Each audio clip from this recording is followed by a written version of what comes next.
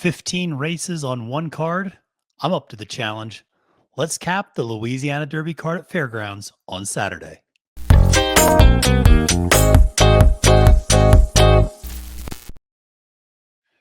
Salutations and welcome, friends. I'm your host to this episode of Capping the Card. My name is Matthew DeSantis, and you can find me on Twitter at the handle at Failed to Menace.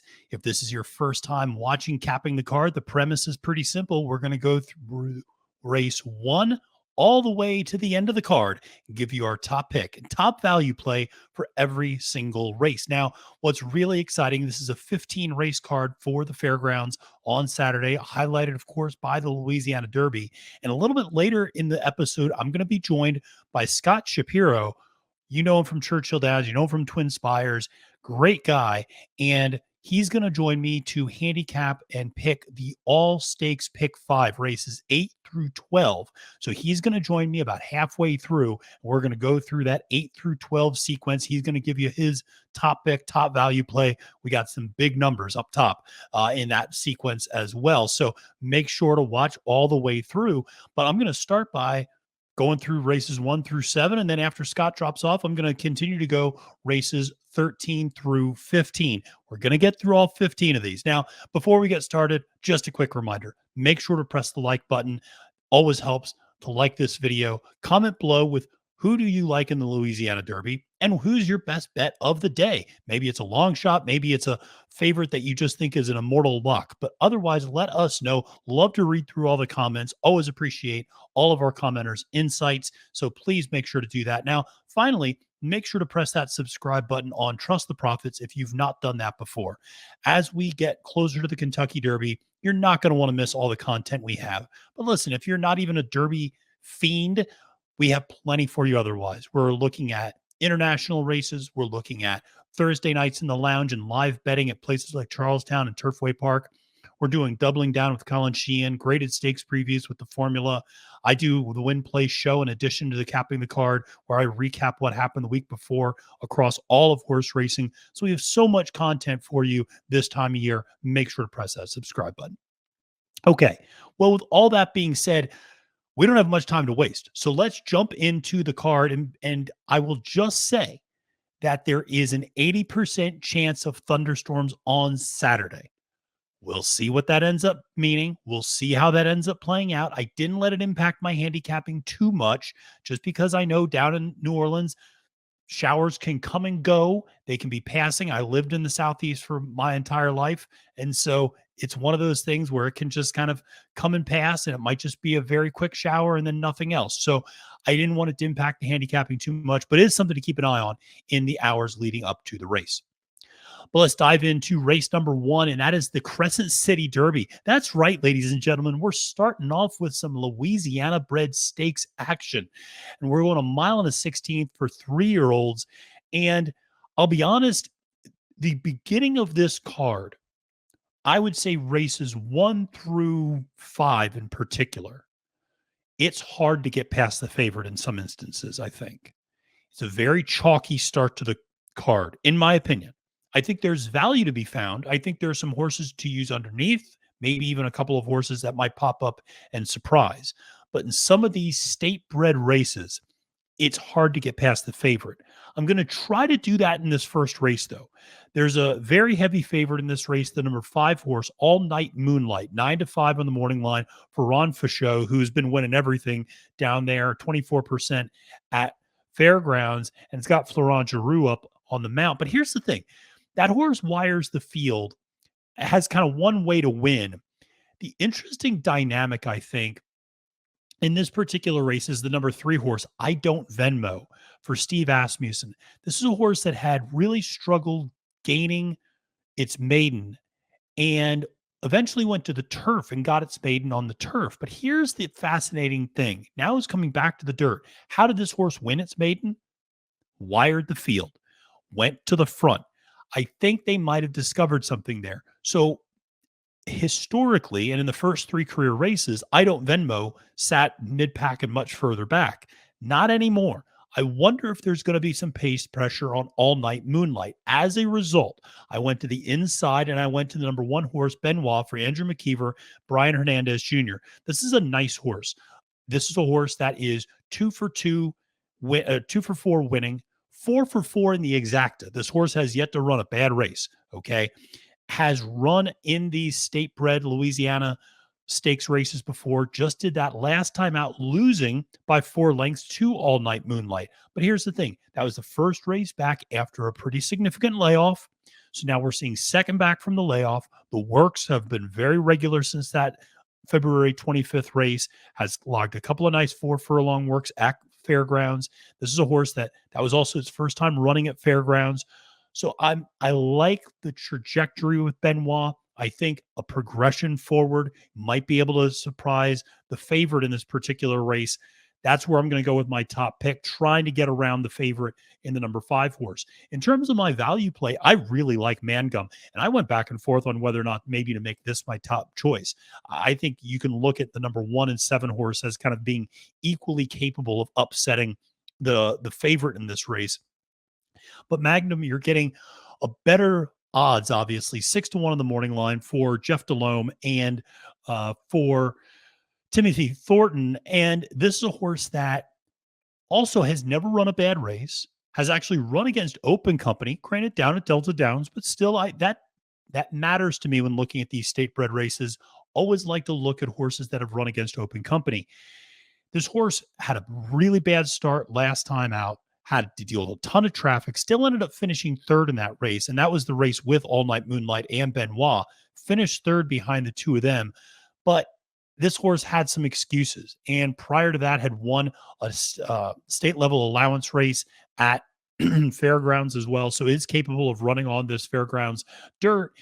I just think there's a chance that this horse gets a better start, can sit a little bit more of a stalking trip, sit third or fourth rather than sitting seventh or eighth like he did last time. I think we're in a better spot here with Mangum. So at 6-1, that's going to be where I go. I will caution against the horse Late September. I think a lot of people might look to this horse, picks up Luis Saez on the mount for Jose Cameo. There's some things to like. This horse ran in the Sugar Bowl against Corona Bolt. I just think this horse is distance compromised. This horse has zero pedigree for stretching out. So I think this horse is purely a sprinter, and I'm just going to stay away from this one, especially in the far outside post in the first race. Well, let's move to race number 2 on the card, which is a $75,000 maiden special weight. And this one is going 6 furlongs for 3-year-olds. And this was one of those races where I mentioned hard to look past the chalk. And this is one where Castle Warden seems to be the class of this field. This is a debut runner, first time runner for Brad Cox. You know the stats. Incredible first time out, 26% first time out winning. He's winning 41% of his races at fairgrounds. Florent Giroux winning 33% of his mounts at fairgrounds. When those two team up, believe it or not, the statistics get even better. They're winning 42% of the time when they team up at fairgrounds. So there's a lot of reasons not to go against the favorite here, Castle Warden. Here's the other thing. Out of this entire field, this is a horse that is actually Triple Crown nominated. I think that does matter. There are expectations with this horse. And this is, like I said, a Juddmonte bred and owned horse. Here's the other thing. Calm Water, the dam of Castle Warden, has some success underneath. 2 siblings, one first out winner, the other one finished second, won the second time out. Precocity underneath, Into Mischief, always very precocious in terms of those first time, second time out starters. The workouts have been stellar. You want to look at the workouts between February 18th and March 11th. My gosh, minute and 3, 5 furlong, 59 and 3 bullet, 5 furlong, minute and 2, 5 furlong, 59 flat, 5 furlong. This horse is cranked up and ready to roll. If you get anywhere near 5-2, I would be thrilled. Now, if I'm going to give you chalk up top, what I like to try to do is give you a really big price underneath. And that's what I'm doing here with the number 8 horse River Raft, I should say. This is a horse that's getting a little bit of a makeover package, getting the Lasix, getting blinkers put on for Ken Hargrave. First time blinks is a winning move for this trainer.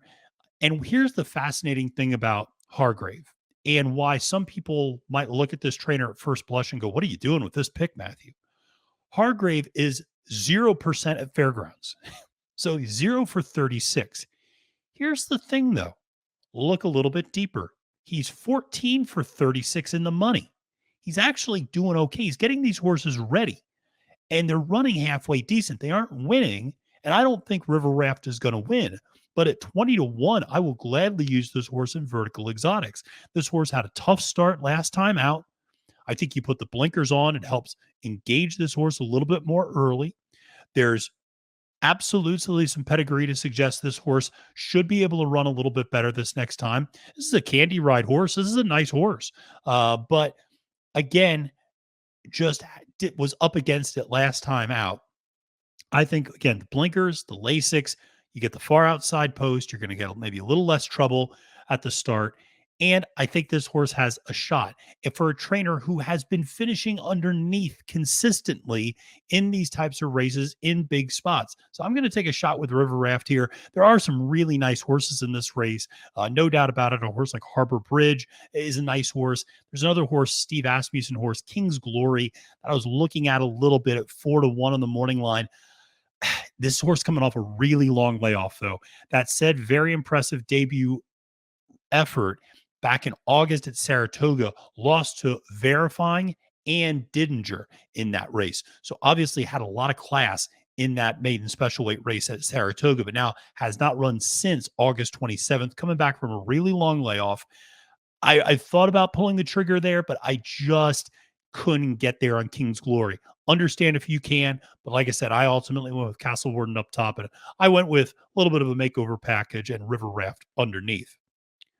Let's move to race number 3, the Crescent City Oaks.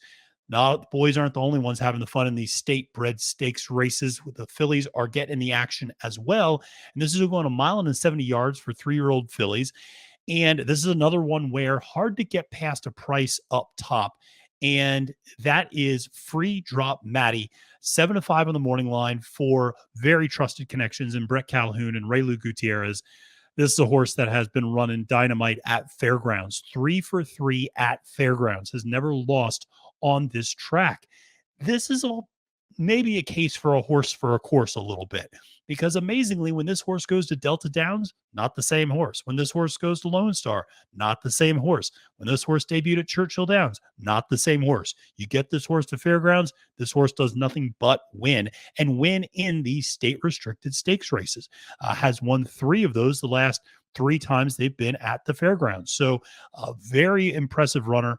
Hard to get past. The speed figures are absolutely the best in the field by a pretty significant margin. So willing to use this horse as a single in all likelihood in a few spots, but really feel confident with this horse who has shown the ability to sit slightly off the pace, also to be on the lead in wire fields, has dug in and won, has also just easily pulled away and won. So there's some versatility here with this horse, and I think the distance shouldn't be an issue. This horse should actually like getting stretched out a little bit. Now, for my value, I'm going to go to the outside.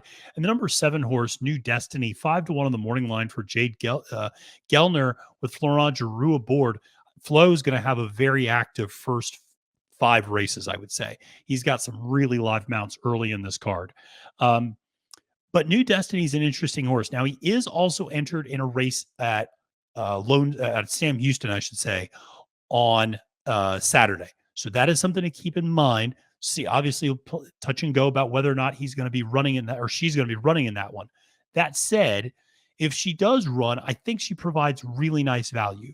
This is a horse that should also continue to like getting stretched out. 4 for 7 in the money. And so this is now 6 for 9, I should say, in the money. 3 seconds, 1 win. Just broke her maiden 2 out ago. But here's the thing. The next time out, stepped up in class, stretched out in distance, went 6 furlongs to a mile, stepped up from maiden special weight to a state restricted stakes race, and ran a really solid 3rd place behind Free Drop Maddie and Olivia G, who's also in this race. I think there's going to be some more progression. Second time going 2 turns. The works have looked very solid since coming back from this race. 2 very sharp 4 furlong works. I like Jade Gellner as a trainer as well. I think she's actually quite good. She and Giroux have teamed up a few times to win at pretty big prices. I like what this horse has to offer at 5 to 1. If you're looking to get past the favorite, New Destiny might just be the way to go.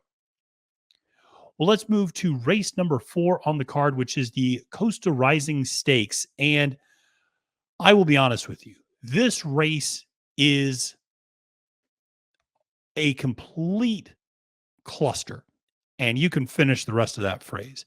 And the reason I say it is because, first of all, if there is thunderstorms and there is rain, I can totally see them taking this race off the turf. The other thing is there are, embrace yourself for this, 6 also eligible horses in this race. So there's 9 horses that drew into the field, 6 also eligible horses. So this race could go a lot of different directions depending on who draws into the race. For capping the card, I always focus on the horses I know are in the field from a standpoint of these are the ones drawn in that have a post assigned. Now, maybe there's scratches, maybe other horses come in. And if they do, that changes the dynamics a little bit. There's a horse SWOT analysis. If SWOT analysis draws into this race and it goes on the dirt, then SWOT analysis is probably going to be your winner. But I'm looking at this from a purely turf standpoint and from a standpoint of who is actually drawn into the race. And so I'm going to take a little bit of a shot here. I mentioned that the opening sequence is a little chalky. This, I think, was an opportunity to try to get a little bit more of a price. So I'm going to go with the number 4, Birdie's Galaxy. And this is a horse that's 6-1 for Ron Fichot, who I mentioned earlier is winning 24% of his entries at the fairgrounds, teaming up with Florent Giroux again. Those two are winning 29% of the time. Flo, obviously, very successful on so many of the Brad Cox mounts. But here's why I really like this horse. This horse actually has turf experience. When you go through and look at the past performances of these horses, almost none of them have turf experience. Birdie's Galaxy has turf experience, actually finished second in this race to Yankee 7 last year. Yankee 7 is also in this field on the inside rail. That's why I was a little hesitant. The inside on the turf is not where you want to be. I actually like the fact you're drawing a little further out. That holds true in both sprint and route races. So Birdie's Galaxy at 6-1 for Fichot and Giroux. I like this combination. I like the fact that this is a horse that should be the speed of the speed. So this is a horse that has blazing early speed, should be able to get out and set that pace, whatever, and really not have too much pressure from the rest of the field.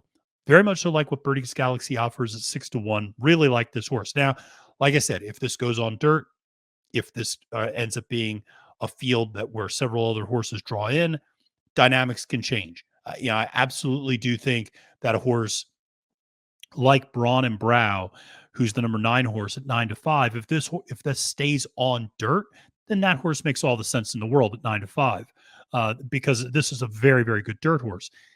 I'm not as sure about on the turf. SWOT analysis, if that horse draws in, I think has a real chance. Mike J, another horse that could draw in that has a little bit of a chance. So again, there's a lot of things that could change dynamics in this particular race. But for now, I'll go with Birdie's Galaxy up top. Now, for a price, I will give you the number 7, Brian's Iron Mike. And this is a horse that has never run on turf, but there's some things to suggest this horse should take to the turf okay. The dam has produced turf winners and was one herself, Hildegard. Iron Fist, the sire, has actually produced 40% out in the money finishers on the turf. So again, some success, few winners, couple place, couple show. At 8-1 in the morning line, you're getting a little bit of value. I'd imagine this horse is probably going to continue to float up.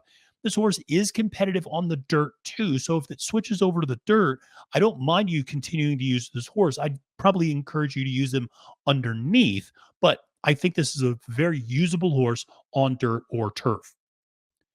All right, well, let's move to the 5th race on the card, which is a $75,000 allowance optional claimer going a mile and a 16th. And this is one where I feel like I've been doing Captain the Card for a little while. I just saw this is about my 20th episode doing it. And there's a horse that I've picked 3 consecutive times, and that's going to be Merlaza. Merlaza, I have picked 3 consecutive times on Capping the Card. She's won once. She finished second the other time. We'll see. This will be the tiebreaker. If she wins, then she's my new favorite filly, I think, for right now. But she just looks to be the class of this field. just broke her maiden last time out, stretching out. But here's the thing, the pedigree would suggest this horse absolutely was crying for more distance and wants to get stretched out. The dam is producing 33% dirt route winners, 35%, I should say, dirt route winners. So you absolutely have to like what this horse has with Mi Vida underneath there, Medaglia d'Oro up top. Again, distance should not be a problem. And this horse has a very professional way of running and was able to win from the inside rail last time out in an 11 horse field. I thought that was very impressive. Whenever you see horses handle breaking from the inside rail, I always find that to be a strong indicator for the horse's professionalism, maturity, etc. Obviously, the Cox Giroux connection we've gone over before, but more importantly, this horse should be the speed of the speed. Now, this horse has not been a wire to wire winner at 6 furlongs, but I think routing this horse might just go up there in the lead, not really feel pressure at all, and just wire the field. That said, this horse has demonstrated the ability to run at a target. So if somebody else does want to go out and run aggressive early, Merlaza has no problem sitting back, letting somebody else go, and then making a move late. So this horse has versatility. 9 to 5, you're not getting a ton of value, no doubt about it. But I do think this horse is the goods. I think she's very, very good. I like her a lot in this particular spot. Well, let's talk about some value, though, and let's go to the inside rail and maybe an unlikely choice here. Number 1, Miss Tappy Tone. Miss Tappy Tone, 8 to 1 in the morning line for Chris Hartman with Angel Castillo aboard. This horse will have to contend with the rail, no doubt about it. But this horse is also starting to stretch out. Tonalist up top should not mind getting stretched out. 17% dirt route winners from the progeny of Tonalist, so no issues there. The dam has done routing herself, and so again, and it was a Medaglia d'Oro dam, so you'd expect distance will not be an issue. Hartman has been very, very effective as a trainer down at the Gulfstream Park meet, winning 27% of his entries. And so I think there's a reason to expect this horse is going to fire pretty effectively. Here's why I said it's a little unexpected. Stepping up from a maiden claimer first time out. You don't see that all the time. Now stepping up to a pretty nice allowance optional claiming race. I think Hartman realizes what he has with this horse. I don't know if he fully saw what type of racehorse he had in debut. The horse was off a little bit slow, breaking from the far outside, was actually 10 lengths back early, and then closed and won by a length at 6 furlongs. This horse, again, should desire more and more and more distance. Now, this horse needs to get away a little bit better from the gate so it doesn't get shuffled too far back. This is a 9-horse field. That's going to be a big order to have this horse try to circle the whole field. But I think if this horse can sit mid-pack, the distance will kick in at some point. I like Miss Tappy Tone at 8 to 1 as a little bit of value in this particular AOC race. Well, let's go to race 6 on the card, which is a $75,000 maiden special weight going 6 furlongs for 3-year-old fillies. And this is one where I am, again, trying to find a little bit of value, trying to get past some potential favorites.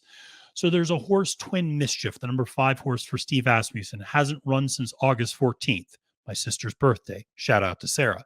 Now, that was a very good race. Chocolate Gelato, Take Charge Brianna, both in that race. This horse actually finished second, just behind Chocolate Gelato. I say just 8.5 furlongs, or 8.5 lengths, I should say, behind Chocolate Gelato.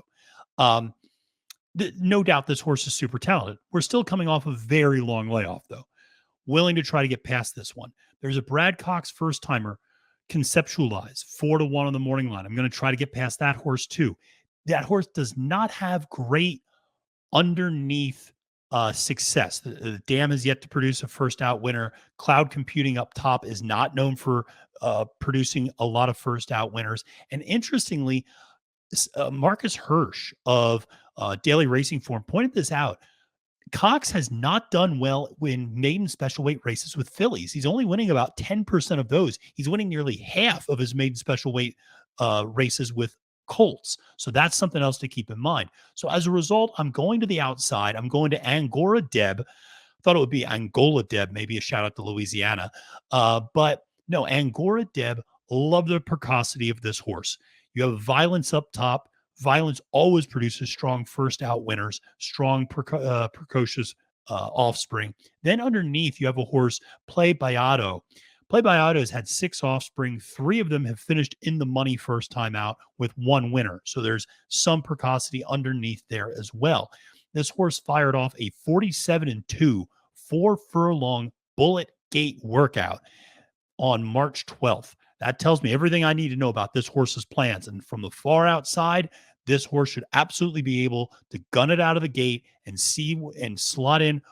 Flavian should be able to get this horse where it needs to go. The other thing is Albert Stahl, very capable first out starter, 15% with a $3.83 ROI. So, like all of those things together, Angora debit 5-1. Now, from a value standpoint, I really like this number 9 horse, Sandra D. Makes me think of the movie Grease, of course. Remember me? Remember me. I'm Sandra D. I'll stop singing now. But here's the thing: 10-1 on the morning line for Steve Margolis and James Graham. I like this horse a lot. This horse ran her eyeballs out, I thought, on debut at 6 furlongs in a nice maiden special weight race, and did it at 20-1 on the odds at the post time. Now is coming back. There's a lot of first out runners in this race that I'm not thrilled about necessarily, that have not produced a ton of first out offspring and first out winners, I should say. Sandra D has shown a professional first out effort, sat mid pack, and then closed into the lead a little bit and ended up finishing third in that race. And it was a 10 horse field, beat some nice horses. Now is coming back second time, has had a nice work since then. And I just think this horse is pretty good. I mean, I know the pedigree's not going to make you, ooh and ah the way some of these other horses will, but I just think this is a nice horse that's got, this is a horse that kind of digs in and can run pretty well.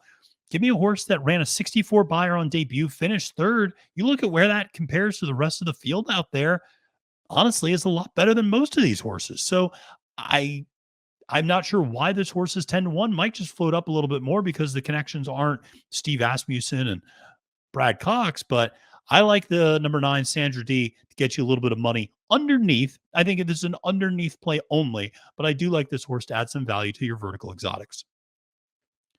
Let's go to the 7th race on the card. And the next race, Scott's going to be joining us to go through that all stakes pick 5 races 8 through 12. So this is the last time you're just going to have me for a little bit. But this is a one that is another maiden special weight for the fillies, going a mile and 16th. And in this particular race, I ended up going to the number 8 horse, Dial Her Up. And I went to Dial Her Up for a couple of reasons.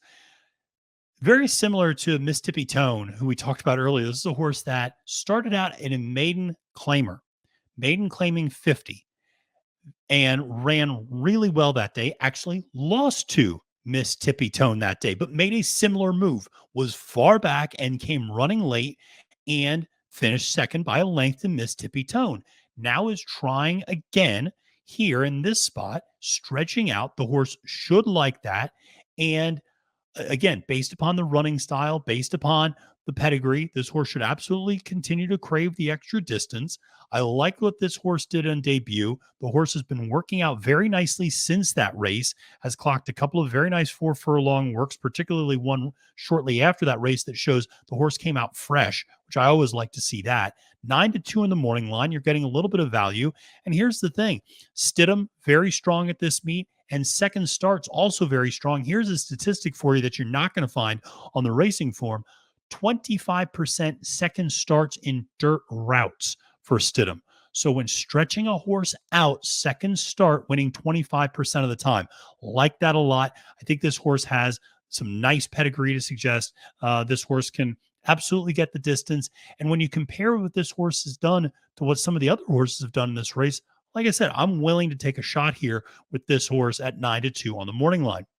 Now, from a standpoint of value, I'm going to go to the number 3, Raggedy Sand. Raggedy Sand, 8-1 in the morning line, coming off a little bit of a layoff, ran on January 21st at Fairgrounds and finished well behind Merlaza's Appeal and a horse we just talked about, Merlaza. Those two hooked up and were 10 lengths ahead of everybody else. So Raggedy Sand finished third that day in a 10-horse field, 10 lengths behind everyone else. I love the trainer, Neil Pessin, winning 22% of his entries at Fairgrounds this year. You get Flavian on the mount. I think this horse absolutely has a shot to come back and run well in this particular race. Peshin's second out is not necessarily great, but here's the thing. This horse is coming off, like I said, a little bit of a layoff, a little bit of a freshening. The works have been solid and the works have been regular the last few weeks. So like to see that. I think this horse, like I said, was supposed to run in a race in February. I ended up scratching out of that race. And now I think taking a little bit more time to develop. I actually like that. I think Raggedy Sand at 8-1 on the morning line, Flaviana board. This is a horse that lost a better competition. If Merlaza was in this race, she would be 1-9. Okay. So the fact this horse lost by 10 lengths to Merlaza at 8-1, I'm willing to play this horse. The other horse that I will say that I think is interesting that's coming out of that exact same race is right next door, the number 2 horse, Super Lux for Steve Asmussen, also an 8-1 horse coming out of that exact same race with Mariah's Appeal and Merlaza, finished 4th that day, about a length and a half behind Raggedy Sand. So listen, if you don't like Raggedy Sand, you like Asmussen's horse, Super Lux a little bit more, 6-1, half a dozen to the other. But I think both those horses are going to add value for you. All right. Well, that's going to do it for the first 7 races, but stick around because I'm going to be joined here by Scott Shapiro, not Steve. I was talking about Steve Asmussen. Going to be joined by Scott Shapiro to go through the All Stakes Pick 5 races 8 through 12 at Fairgrounds on Saturday. All right. Thrilled to be joined by Scott Shapiro. Scott, thank you so much for taking the time to come on Capping the Card today with me and talk about this 15 race field and 15 race card down at the Fairgrounds. What are your impressions? Obviously, there's a lot of races, but what are your impressions on the day as a whole and the sort of card that the Fairgrounds put together? Yeah, great to join you, Matt. Respect all the work and grinding you've been doing, growing an audience for yourself, doing a lot of good things on YouTube. So thank you so much for having me. Great to join you for the first time. And like all of these, extravaganzas, if you will, at Fairgrounds for these big cards with the Kentucky Derby prep races as the headliners, the card is fantastic. You've got good maiden races. This one a little more than the other, the Risen Star and the comp cards, a little more Louisiana breds. Of course, the 3 races added at the end, 13, 14, and 15 after the Louisiana Derby, a few races earlier on in the card from with the Louisiana breds as well. But I love the maiden races that come. I know you spoke about them earlier, and obviously the stakes races, a lot of fun. Super looking forward to both the Louisiana Derby and the Fairgrounds Oaks. Absolutely. Now, I always love to get those state bred races on the card, whether it's at Oaklawn with the Archie breds, whether it's here at the Louisiana breds up in New York with those state bred horses. So always like to get those horses highlighted on a big day. So, well, let's dive straight into things because with 15 races, we don't have time to spare. So let's go into race 8, the Tom Benson Memorial, going 1.16 miles on the turf for 4-year-olds and up, fillies and mares. And we are on 4 completely different horses, but none of us have the morning line favorite, the number 1 horse Adventuring. So, Scott, talk to me a little bit about your top pick. She Can't Sing at 9-2 for Chris Block. Yeah, I thought I did give a big look to your top pick as well, Didia, who we'll hear about in a moment, but just become a big fan of this daughter of Bernardini. Chris Block does a fantastic job. Doesn't start a ton of runners at Fairgrounds, but when he does, he means business. Also been hot over the last 90 days, 31%. And this horse ran in this race last year. In fact, won this race. It was a lot different story, though, coming into the race, several races under her belt. Now we're coming off the freshening. The last 2 races have been over the main track, back to the turf.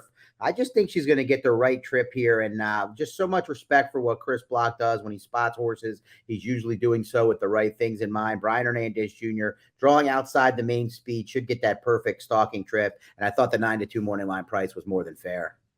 Yeah, absolutely a fair price. And I thought a very capable horse to win this race. My top pick is number 6, Didia, 3-1 for Ignacio Correas IV. And this is a horse that has a lot of buzz around her that everyone, I was down at Colonial this summer to see this horse run, actually super impressive when you watch her move, just very impressive filly who is, coming up from Argentina where she won just about everything on the turf. So I thought very nice. And then also comes up to the United States, breaks, wins for the first time in a pretty high level optional claiming race. You see that progression from a speed figure standpoint into a stakes race next time out. Beat some nice horses too. Alms and In a Hurry both come back to win stakes races next time out. Is coming off of that layoff, which I think is a question mark, and is not familiar with the fairground turf. And that's something where I do kind of sometimes favor horses that are familiar with the fairground turf and jockeys who kind of know the best spots to run on that turf course and kind of some of the biases that might exist. So I ultimately, though, went with a horse that I just think has a ton of talent and upside in Didia for the number 6. But I do think there's some value underneath. You have the number 7 horse at 12-1. Talk to me a little bit about this Neil Peshin horse that you like.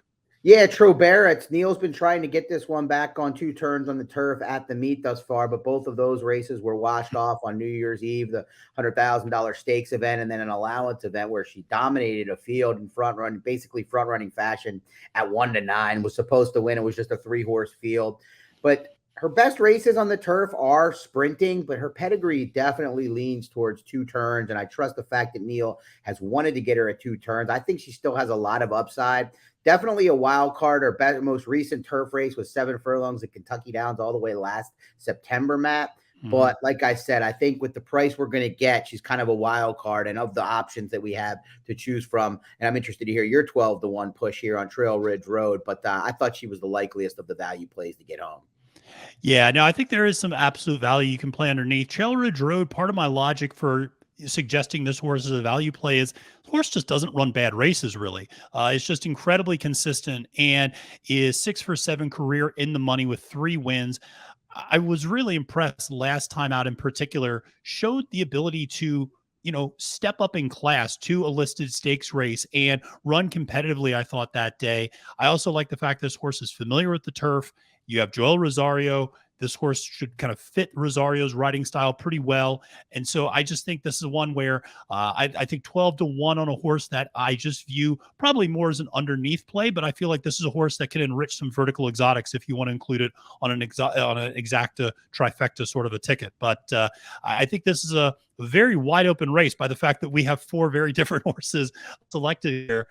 But let's move on to the 9th race on the card, which is the New Orleans Classic, Grade 2, going 1 1/8 for 4-year-olds and up. And this is another one where we're kind of all over the place a little bit, but we both like the top 2 choices.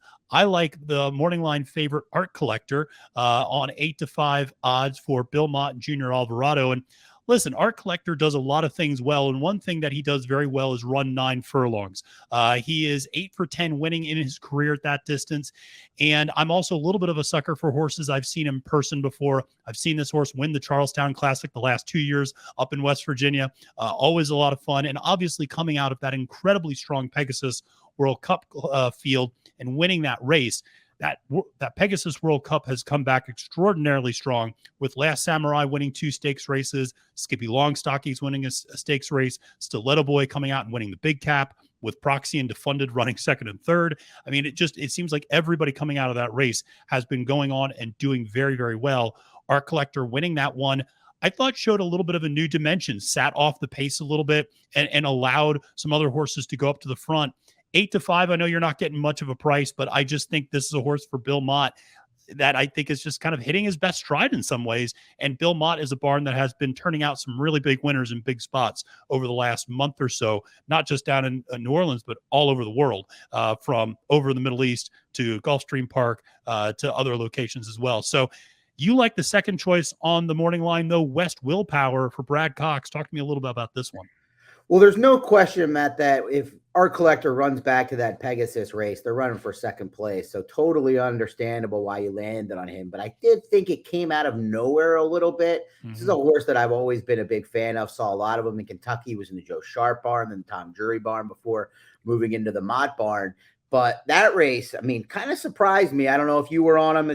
I was not on him. Yeah, I didn't know anybody really that was, and it just was a really strong performance. Yeah. Could go 2 ways. Maybe you said it. I mean, as good of his career has been, maybe as a 6-year-old, he's getting better. And at the right time, he won the big purse, the Pegasus. This is, I don't want to say an afterthought, but compared to that race, 500,000, a little bit smaller of a purse. if he runs back that, he's going to win. But I thought West Will Power ran a really good race, closed out his his 5-year-old campaign in a good style with 2 wins and the second in the Clark when Proxy just got the best of him in the lane that day. And I thought the last race had every right to run worse than he did in the Grade 3 Razorback off the bench. Didn't get out of the gates all that well. Joel Rosario kind of did his thing where he wasn't overly aggressive at first, but then was aggressive on the backstretch. He put away the other speed who ended up finishing third, or what the main other speed when they were on the backstretch, and Law Professor, and just couldn't hold off Last Samurai, who came back to win again in Oakland and is just in really good form right now. So I thought West Will Power maybe could get the trip, just sitting right off of Treasury or somewhat off of Treasury, and hoping he can take that step forward while the other son of Bernardini, Art Collector, 6-year-old son Bernardini, maybe takes a step backwards. Totally understandable. And after those big efforts, you're right. There's inevitably, are you going to see a bounce, or are you going to see a kind of return to form to some extent from Art Collector? There's absolutely some questions there. If he runs that race at the Pegasus, like you said, everybody's in second, but there is fair to question whether or not that's going to be the case. So for my value play, I am going to keep going back to a horse that I have been trying to get home the last 2 times out, and it's been very frustrating. And Mr. Wireless, 8-1 on the morning line for Brett Calhoun with Sean Parker aboard. And this horse, the reason he's moved from being a top pick of mine to a value play of mine is because he doesn't win. And so just incredibly gutsy efforts the last 2 times out in the Louisiana Stakes in that Grade 3 against Happy American and Forza de Oro. And then last time out in the Mine Shaft against Pioneer Medina, who's of course in this race as well, number 8 horse at 9-2. But this is a horse that just shows a lot of guts. What I also like about this horse is some versatility. You look at the fractions, the last 2 races, very different sorts of pace setups, and yet still was able to close. And so I like the fact that this horse is going to run his race no matter what's happening in front of him a little bit. And that gives me a little bit more confidence. Well, how's the pace going to play out? Is it going to be fast? Is it going to be slow? No matter what's going to happen, I think Mr. Wireless is going to come running a little bit at the end. I do view him more as an underneath play, but at 8-1 on the morning line, I definitely like his value. But you went with the Ken McPeak horse, Rattle and Roll, who we all remember from last year's Derby Trail. Talk a little bit about this one. Yeah, a little bit of a reach perhaps for horse making his 4-year-old debut, coming off the freshening Kenny McPeak. Decent numbers off a 90+ day layoff. 12%, but I just always thought this horse was a pretty solid runner. Took advantage of kind of that second or third tier 3-year-old type graded stakes races in the Oklahoma Derby and the St. Louis Derby before trying the marathon and the Breeders' Cup undercard. I'm not going to hold that well-beaten fourth against them. But I just think there is a chance that there's a lot of speed in this race. You know the pace is going to be honest with Treasury drawn towards the inside. They're going to send. There's no option there. But you've got West Will Power, who normally likes to be involved early. You've got Art Collector, who you mentioned, a little bit of new tactics, but wouldn't be surprised if he's involved early. So if they go at it a little bit early, I think this is the kind of horse that can probably pick up the pieces. Maybe, going to need a race off the bench. Maybe he'll never get back to those 3-year-old starts, which is an angle I actually use quite often. But at 10-1, like you with Mr. Wireless, I thought maybe an underneath shot. Yeah, absolutely. Got to try to find value. If you like these types of favorites, West Will Power, Art Collector up top, the way to find some value, I always encourage people to find those values in vertical exotics underneath in the exacta trifecta. So like that a lot. Well, let's move to race number 10 on the card, the Muniz Memorial Classic, Grade 2, going 1 1/8 on the turf for 4-year-olds and up. And we finally have a little bit of overlap in terms of our value play. And I was a little surprised when I saw that, because I thought, well, there's no way we're going to agree on some 20-1 bomb. We're going to get that in a second. You like a horse, Spooky Channel, who I thought ran really well off a pretty long layoff 2 back. But this is a horse that I'm really intrigued by for Jason Barkley. So what drew you to this horse in this spot? Well, I think coming off of the Grade 3 Connolly going 1.5 miles over the soft going, it was a little bit tough to kind of decipher what the horses out of that race were going to do. He was in there, as was another mystery who kind of were involved in the early proceedings. Both of them were run down by Scarlet Fusion. But this horse has been freshened up. He gets the cutback. He gets Joel Rosario, and that pretty much tells me that they're going to take a hold instead of trying to get involved in the early going. And I think that might be the right move in this spot with a tone to the inside with Louis Saez aboard. 2 Emmy, your top pick. I'll let you talk about that one. Should be involved early.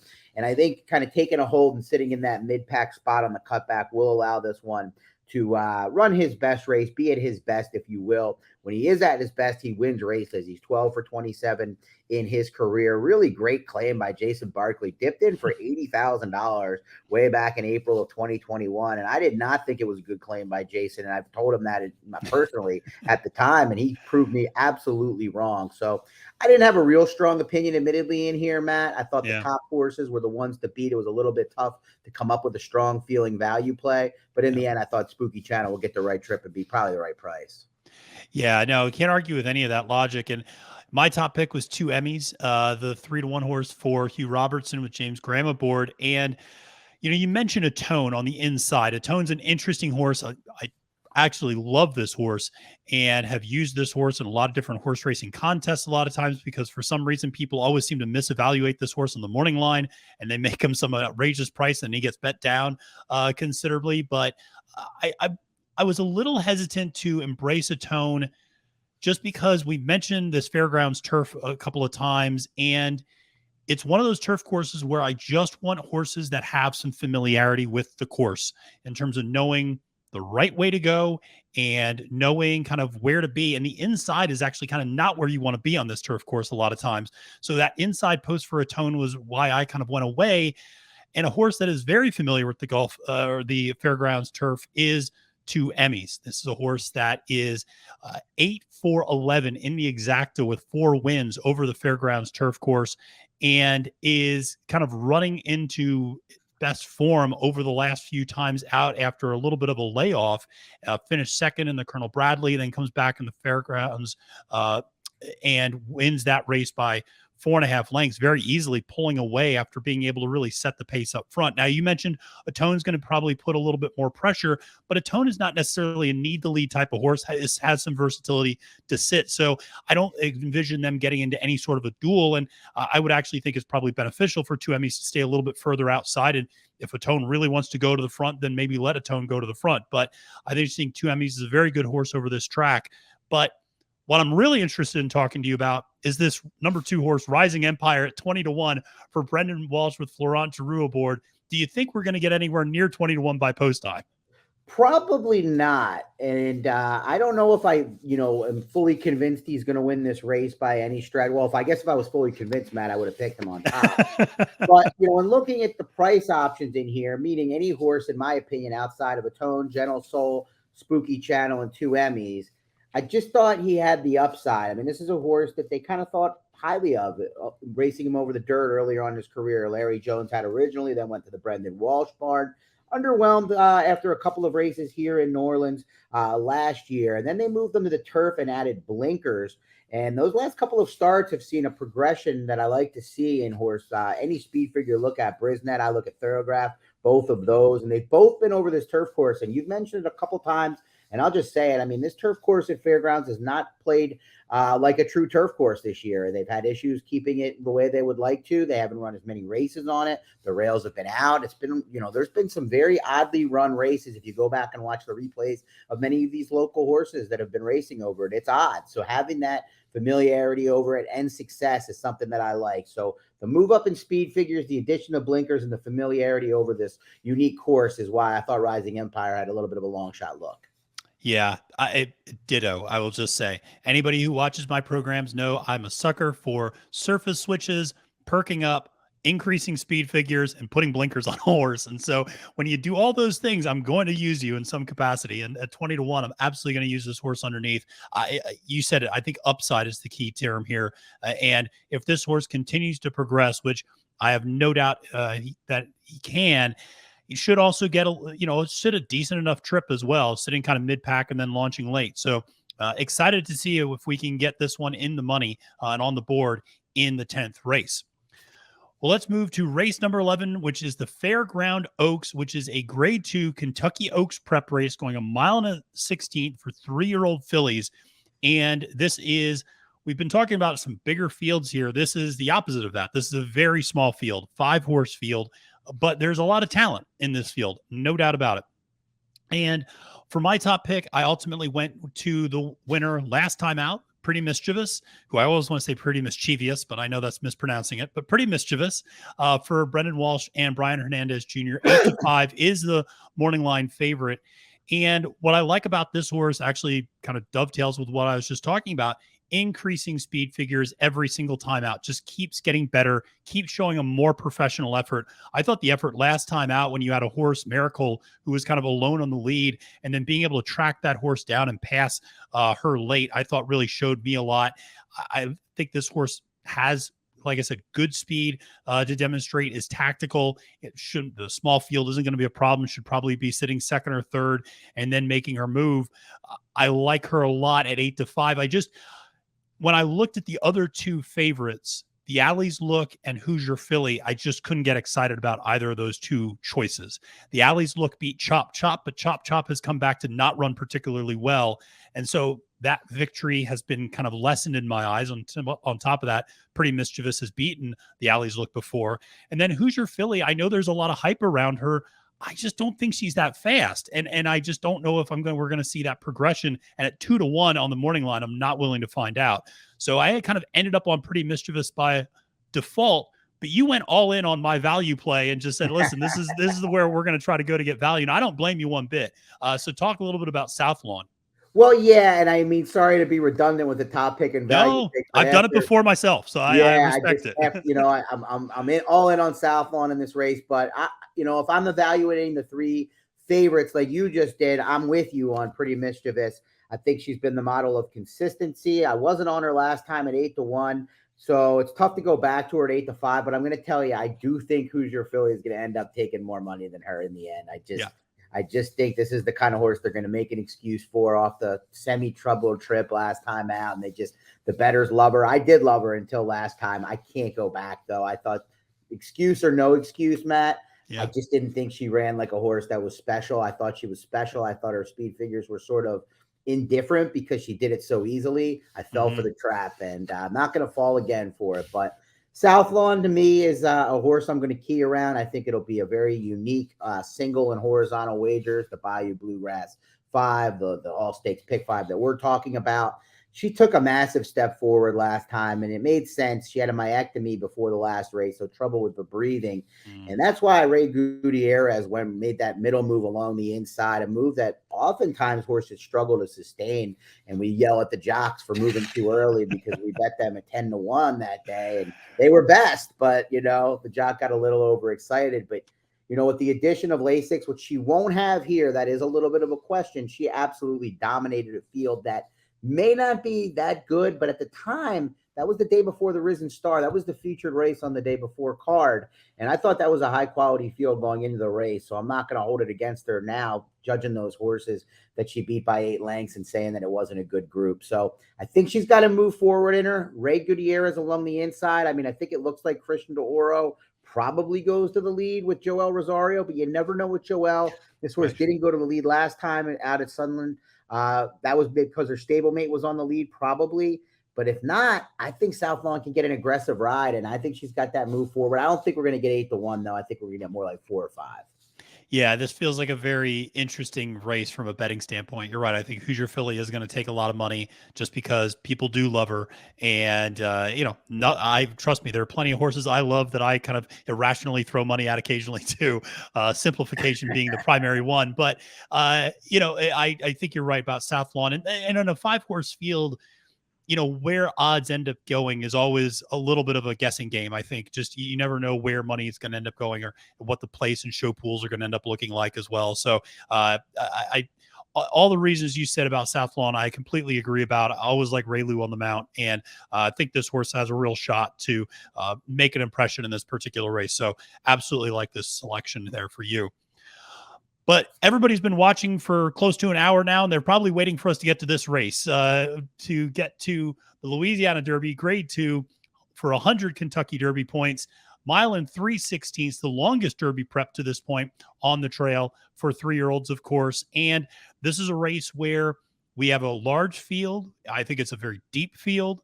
I think there's some interesting prices in this field as well, but there's obviously a big morning line favorite at Instant Coffee, a horse who has done nothing wrong, but is coming off a little bit of a layoff, his last round in the Lecomte. But he's had his estimation grow, I think, since that race, because everybody who he's raced against has come back to run very well. And so a lot of people have kind of put him at the top of their Derby list, but I'm a little worried about the pace scenario that he's going to get. And I just think in a big field, he might give himself too much to do. But I will let you kick this one off and talk about a horse that we both really like a lot. And you actually had the guts to pick it as your top pick. So credit to you there with Cagliostro for Cherie DeVaux. Talk to me about a horse and maybe talk me into using this horse as my win bet. Right. Yeah. I mean, Instant Coffee, the clear one to beat, but the concern is similar as you. Will he get the pace to chase? I mean, that race, the LeComte was an honest, contentious pace. And then the Risen Star was even more so the most recent prep in New Orleans. But this race, at least on paper, doesn't look like it's going to be quite as chaotic on the front end. I do think when you're racing for $1 million with a full field, it'll be a little more honest in terms of early pace than it might look on paper. I think Shopper's Revenge will go. I think your pick, King's Barnes, will probably go. And I know Jace's Road will be sent from the outside. So I think I want a horse in that second tier. And I think Cagliostro has a chance to be that horse. So Florida bred son of Upstart that sold for a really big price, $385,000, bought by some sharp people.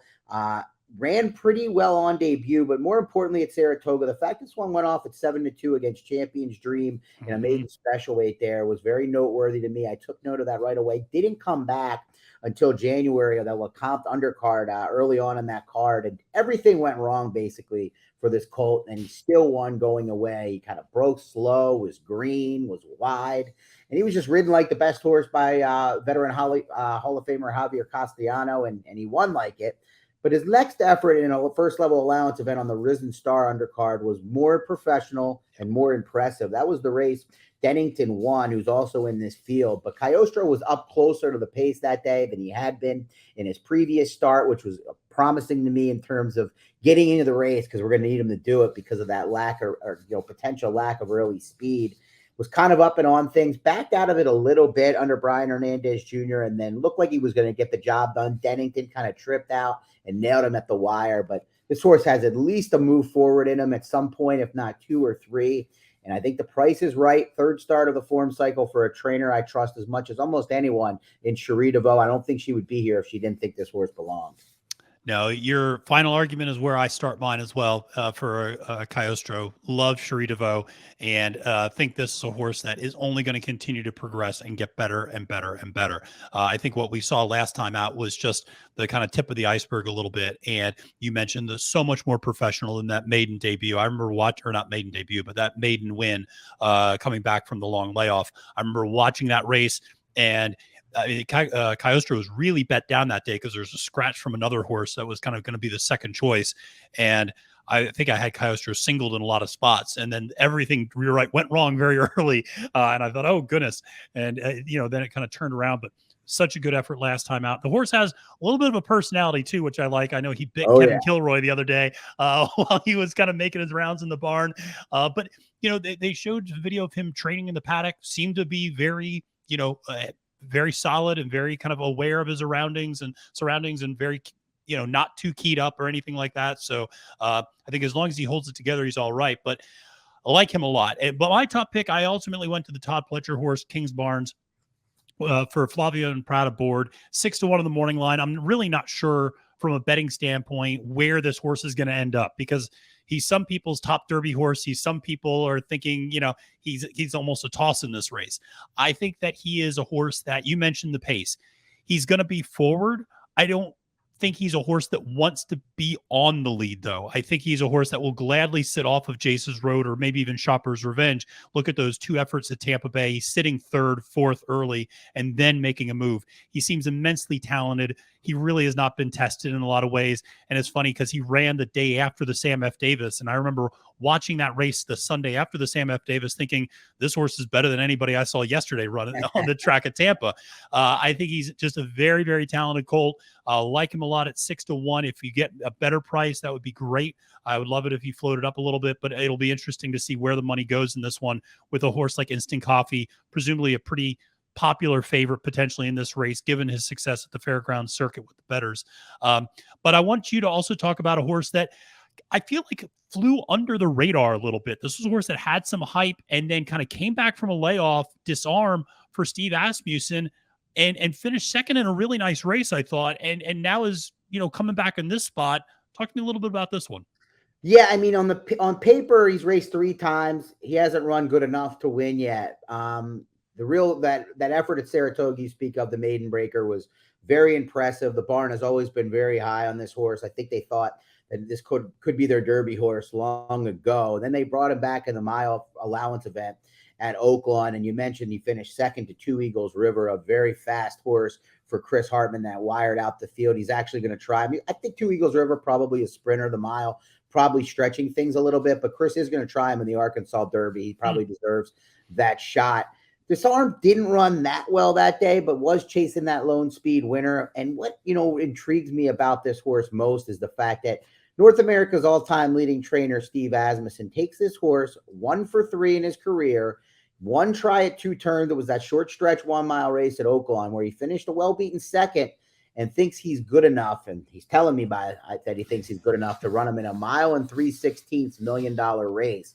So it's telling me that Steve says this horse maybe isn't there yet, but I want to give him one shot to see, because if he wins this race, obviously it's very lucrative. And also, if he runs well in this race, maybe it can set him up for a career best on the first Saturday in May, even if he gets second or third in here. Absolutely. No, I think this is a endlessly fascinating race to talk about. I think there's a ton of dynamics here. I think there's a lot of very strong contenders who have a shot to really make their name. And it's interesting because a horse like Instant Coffee has already kind of stamped his ticket to the Kentucky Derby. He's already got enough points to qualify to win that and to get in the starting gate by and large. So it'll be interesting to see all these other horses kind of really running for something and trying to get in there. And a lot of horses like a Disarm, like a Kingsbarn, like a Cagliostro have yet to run in a Derby prep race. So I think that's the exciting part, is the kind of little bit of desperation that some of these connections have of this is the one shot to get the points to get into the starting gate for the first Saturday in May. Yeah, it's super exciting. Yep, super exciting. Yeah. I mean, when we think about the Derby being next month, I know you follow it as much as I do, kind of watching these horses develop. So very much looking forward to it, Matt. Yeah, absolutely. Well, Scott, thank you so much for joining me again today. We're going to stick around for races 13, 14, and 15. Don't give up on those Louisiana breds. We're going to have more coming to you in a little bit. But Scott, let everybody know what you have going on, or where people can see you coming up in the next few weeks.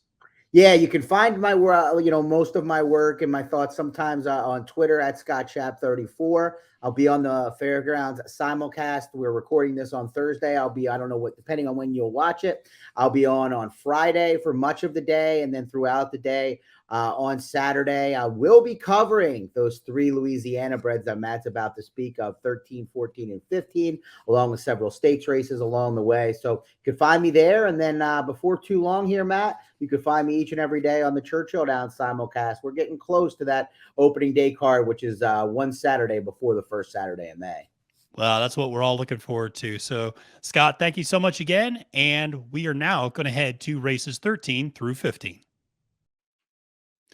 All right. A big thanks to Scott again for joining me on Capping the Card. But we still got 3 races to go, and we got those Louisiana breds. So don't go anywhere. We're going to be talking race 13, $75,000 maiden special weight for those Louisiana breds, going 6 furlongs on the dirt. And for this race, my top pick is the number 5 horse, Malachi Empire, for Jose Camejo. And I really like this horse a lot. This horse was, I thought, very solid in debut. And here's the thing. This horse picks up a huge jockey upgrade, picking up Louis Saez on the mount. Now, if you follow Fairgrounds, particularly on big days, this is a go-to move for Camejo, who kind of uses his Fairgrounds jockeys. And then when the big days come in, he really makes a concerted effort to get big-time jockeys to come and run in his state-restricted races. And even if the horses are a big price in the morning line, they end up winning. He did this on the Risen Star undercard. He's done this on other races as well. So he's using Saez here, jumping aboard a horse that was 3rd last time out in debut and was coming late as well, was making up ground. I just thought ran a really nice race. And again, second time back, you'd expect there to be a little bit of progression. I love the fact they're bringing this horse back already from that March 3rd race. Tells you they want to get this horse back out in the track. They know what this horse is capable of doing. So I really like this horse at 5-1 in particular on the morning line. Like I said, I think you're going to see a progression. I think this horse was very professional in debut. I like this one a lot.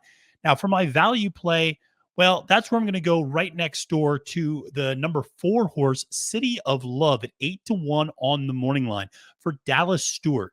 Here's the thing you got to know about Dallas Stewart. He wins 30% of state bred races. Hello, that's not a bad statistic. 30% of state bred races. So I'm going to use Dallas Stewart when you put me in a state bred race and you put me a horse like City of Love, who's got some solid first out statistics up top. City of Light, his sire, pretty good first time out statistics. So, like that a lot. You have Brian Hernandez Jr. aboard. Those two team up to return a very strong positive ROI, $3.71 ROI for Dallas Stewart and Hernandez when they team up. And Stewart is pretty good getting horses ready off the bench, winning at a 13% clip, which is not maybe overwhelming, but wins with a really nice ROI, which tells me when he does win, he wins at a little bit of a price. And that's what you're going to get with City of Love. So I really like those two in this particular race. I'm going to try to get around the favorite, Aztec Gem, who actually regressed a little bit last time out. Granted, it was coming off a little bit of a layoff, but this is a horse that's a little bit of a front runner that seems to tire. And so, like I said, I'll use two horses that are going to be coming from a little further back, and like Malachi Empire and City of Love. Well, let's move to race 14 on the card, and that is going to be a $20,000 allowance optional claimer going 6 furlongs for 4-year-olds and up, state restricted. And this is another one where going to try to get a little bit of a price, and I'm going to go after the number 8 horse, Available Star, 6-1 in the morning line for Karen Jacks with Angel Castillo aboard. Here's why I like this horse so much. There is a ton of pace in this race. The number 2 horse is going to go. The number 9 horse is going to go. The number 10 horse is going to go. The number 11 horse is going to go. There's a lot of speed in this race. And as a result, I like a horse that's going to sit right behind that speed. And that's what Available Star does. Horse should sit around 5th or 6th early and then go running late. And I just think this horse was running an open competition at Remington Park, at Lone Star, outside of Louisiana, gets back into the fairgrounds, gets back into the state circuit 3 races ago, and it really has done nothing wrong. A 2nd and 2/3. And I think this horse is going to get the pace to run into in this particular race. And so I really like the fact that this horse is going to be come running late for Karen Jacks, a trainer who I like a little bit here. And this horse has also faced tougher. If you go back and look, some of the horses this horse has faced in the past, even 2 races ago, horse like SWOT Analysis, who I mentioned is going to be in one of the state's stakes races, actually. It was and also eligible in that number 4 race that we talked about that's on the turf that might go off the turf. So, like I said, a lot of things to take into consideration here, but I like Available Star quite a bit. I think this race sets up nicely in a 6-1. You get a nice price on the morning line. For my value play, I'll give you another 6-1 horse, Hooray Austin. Now, this horse is also entered into another race at Fairgrounds on the day. This is one of the many horses that is also eligible for that race 4 that I just referenced. That is the turf stakes race, but it might be taken off turf or might have other horses there. Anyway, I don't think that Hooray Austin is going to draw into that field at all. As a result, I really like this horse at 6-1. This horse runs really well at this level. Last time out was not great, but last time out was also against Open Company, $30,000 claimer. And you go back, you look at the previous few efforts, this horse runs really well at the optional claiming 20,000 state restricted level. Win in 2 second places, in fact, 3 second places the last 4 times out. So as an underneath play, I like what this horse has to offer. I think this is like I said, an honest price. I think you'll get a probably even better price than this on this particular horse. And hey, I lived in Austin, Texas for 3 years. So Hooray Austin, I'll go for that there in the 14th race. Well, let's finish things up with race number 15, which is a $75,000 maiden special weight for 3-year-old fillies, state restricted Louisiana breds, going 6 furlongs on the dirt. And here I will go with the meet's leading trainer, Ron Fichot, who I've mentioned a few times before. He's got Colby Hernandez aboard in this case, but I will go with the number 7 horse, Lightning Mo. And this is a horse that Again, showed a very professional effort on debut, recorded a 52 Beyer speed figure, ran kind of a level race, but that was a kind of a level race in general, where everybody was kind of running in place by and large.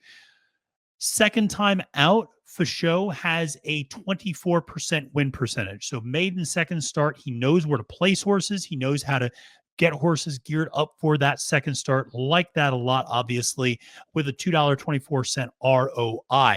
So I'm going to use, like I said, the number 7 Lightning Mo as my top pick here. When you look at the other horses that have run this race, and there are a lot of first timers, I should point out, really nobody that close to Lightning Mo's debut. But the one horse I will be using at a big price is Visionista, the number 9 horse. This is a horse that does have some previous races. And this is a horse that is just really interesting to me in that this horse has run okay in a lot of races, but the race 2 back, this horse ran the best race of its career and about as good a speed figure as Lightning did, or as Lightning Mo did, I should say, last time out in debut. Ran a 51. And here's the kicker. That should have been the toughest field this horse ran against. Actually ran against older horses in that field, older fillies and mares. Instead, this was the race where she ended up running the best. Now, if you go back and look, the fractions were a little bit slower for her to run into. There's not a ton of speed necessarily in this race. So I am going to, like I said, ultimately go with Visionista at 15 to 1 in the morning line. I think this horse can run underneath and give you some value. This horse has finished second twice before, despite being a maiden in 5 career efforts. And I just think this horse is going to hang around. And last time out wasn't a bad effort by any stretch. Finished 5th that day in a 9-horse field, but also drew the inside rail in a sprint. Never easy. Got shuffled really far back and still finished 5th, but was only 3 lengths beaten. So I think this horse at 15 to 1 provides you a little bit of value. If you're looking for a first timer, I will say the horse Calcite is kind of interesting for Wayne Catalano, the number 10 horse. Catalano is very good at getting horses ready first time out. The dam is solid with a winner first time out and a second as well. So there's some precocity underneath. Mineshaft, the sire, is not particularly strong with regards to that stuff. So we'll see. But like I said, that is what we got going on for the Louisiana Day, Louisiana Stakes Derby card for the fairgrounds. And that's all 15 races. And we got through it, folks. Congratulations. So I hope you was able to connect you with some winners, hope to connect you with some good value. Really appreciate Scott coming on and giving out his picks as well. That was really great of him to come on. Really appreciate that. So make sure to like, make sure to subscribe, make sure to comment below with who you think your best bet is on the day. Love to hear it and love to see those bets and love to see the comment section blow up because it allows for us to interact with all of you here. So thank you so much. And like I said, make sure to like, subscribe, follow me on Twitter at the handle at Failed to Menace. Until next time, friends, my name is Matthew DeSantis, wishing you a great and prosperous day at the races and reminding you that it's now post time.